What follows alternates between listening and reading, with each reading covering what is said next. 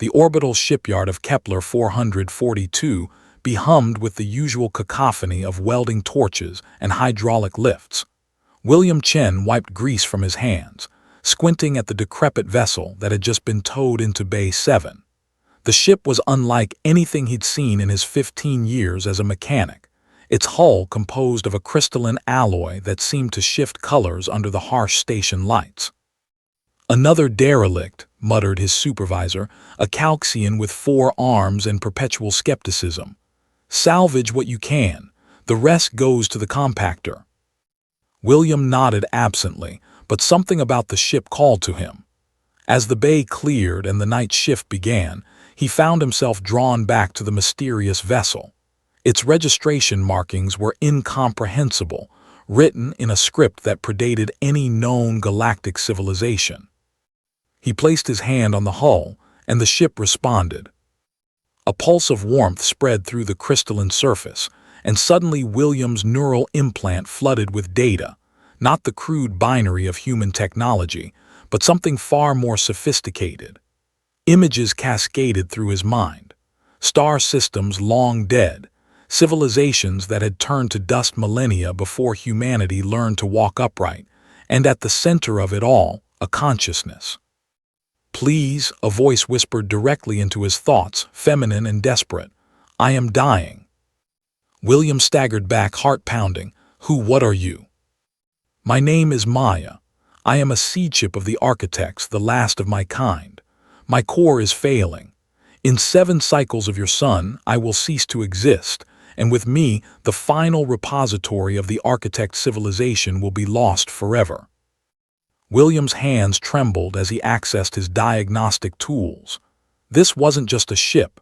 It was a living entity, a fusion of biological and technological systems so advanced that human science couldn't begin to categorize it. The energy signature emanating from its core was unlike anything in the Federation's databases. "I'm just a mechanic," William said, feeling inadequate.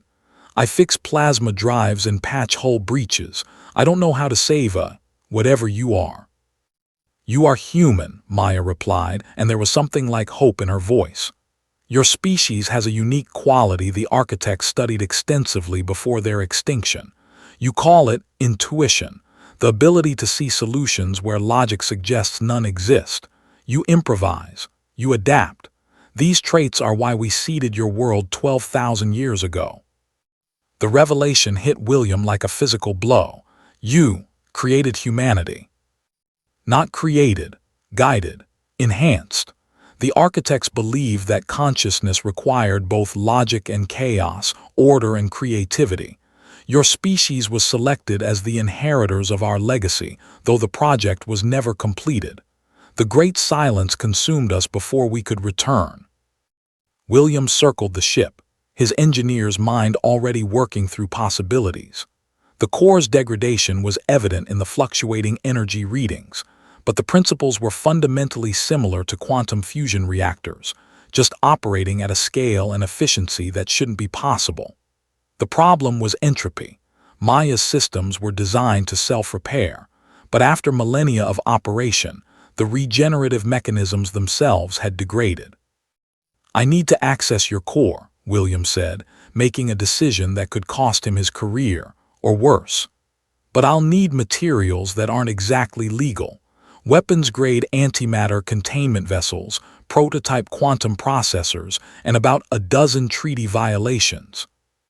"I can provide the specifications," Maya said. "But William, you must understand what you're risking. The Galactic Federation forbids interaction with precursor technology. If they discover what I am, they will either weaponize me or destroy me. Your species has enemies who would use my knowledge for conquest." William thought of the politics that had consumed the galaxy for the past century. The Drexian hegemony's expansion, the Calxian trade wars, humanity's precarious position as a junior member of the Federation. Maya represented power beyond comprehension, and power always attracted the wrong kind of attention. "Then we work fast and quiet," he said. Over the following days, William became a ghost in the shipyard. He diverted supplies, falsified manifests, and called in every favor he'd accumulated over the years. His colleague Wren, a young Thalorian engineer, noticed his odd behavior and confronted him in Bay 7. "William, what's going on? You've requisitioned enough exotic matter to build a dreadnought." William made a split-second decision. "I need your help, and I need you to trust me." He showed Wren the ship, and Maya revealed herself. The Thalorian's chromatophores flashed through every color of shock and disbelief before settling on determined blue. "The architects," Wren breathed. "By the ancient currents, they're real. My people have legends of the builders who came before. This is the discovery of the millennium." "This is a sentient being who's dying," William corrected. "Can you help me or not?" Together, they worked through the nights, bypassing security protocols and smuggling components into Bay 7. William jury-rigged human technology to interface with architect systems, creating hybrid solutions that shouldn't work but somehow did. Maya guided them, her consciousness weakening with each passing day, but her determination unwavering. The breakthrough came on the 6th day. William realized that Maya's core didn't need replacement. It needed a pattern reset, like rebooting a corrupted quantum state. But the energy required was astronomical, equivalent to the output of a small star. "The shipyard's fusion reactor," Wren suggested. "If we could tap into it for just 30 seconds, channel everything through Maya's containment matrix." "We'd blow the station," William finished, "unless we could buffer the surge through a distributed network." He looked at the dozens of ships docked in the yard, vessels from every corner of the Federation. "Maya, can you interface with other ships' power systems?" "If they allow me access, yes, but it would reveal my presence." William smiled grimly. "Then we'd better make it count." On the 7th day, as Maya's systems began their final cascade failure, William enacted his desperate plan. He broadcast an emergency message to every ship in the yard, a false alarm about a quantum reactor breach that required all vessels to dump excess power into a coordinated dispersal network. It was ridiculous, implausible, and just credible enough that most captains complied rather than risk an explosion. For 28 seconds, William channeled the combined output of 43 ships through Maya's core. The crystalline hull blazed like a newborn star, and every system in the shipyard screamed warnings.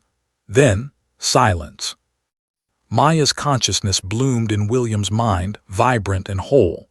"I live. You saved me, William Chen. Against all probability, you saved me." But their triumph was short-lived. Federation security stormed Bay 7, weapons drawn, led by a human Admiral William recognized from the news, Admiral Tors, head of the Precursor Artifacts Division. "Step away from the vessel," Tors commanded. "That ship is now property of the Federation under the Ancient Technology Preservation Act." William stood his ground. "She's not property. She's alive and she's the last of her people. You can't just claim her." Tors' expression softened slightly. "Son, I understand what you think you found, but that thing is a repository of weapons technology that could destabilize the entire galaxy. We have protocols." "Your protocols would dissect me." Maya's voice emerged from the ship's speakers, startling everyone.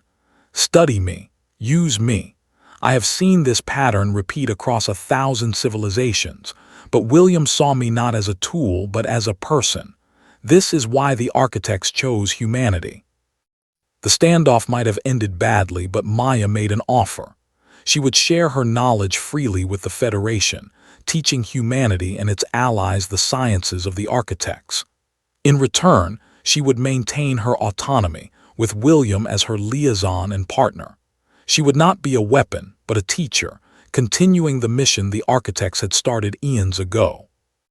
Admiral Tors consulted with her superiors for 3 tense hours. Finally, she returned with a contingent of Federation officials and, surprisingly, the Galactic Council's science advisor.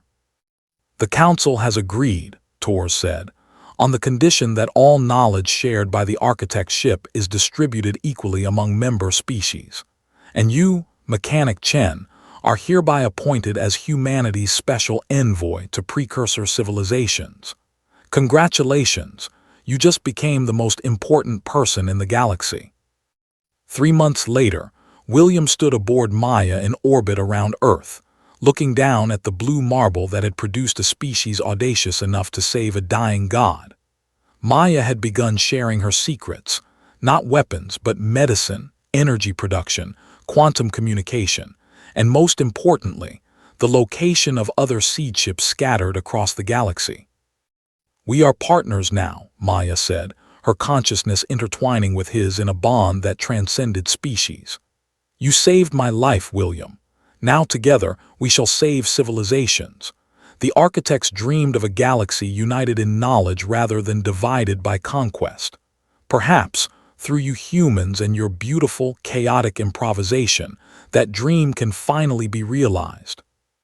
William smiled, thinking of the impossible task ahead. But if he'd learned anything, it was that humans specialized in the impossible. With Maya beside him, he was ready to unlock the ancient galactic secrets that would reshape the future of every sentient being in the cosmos. The mechanic who'd simply wanted to fix ships had become the bridge between humanity's present and the architect's past, and in doing so, had opened the door to an extraordinary future. The end.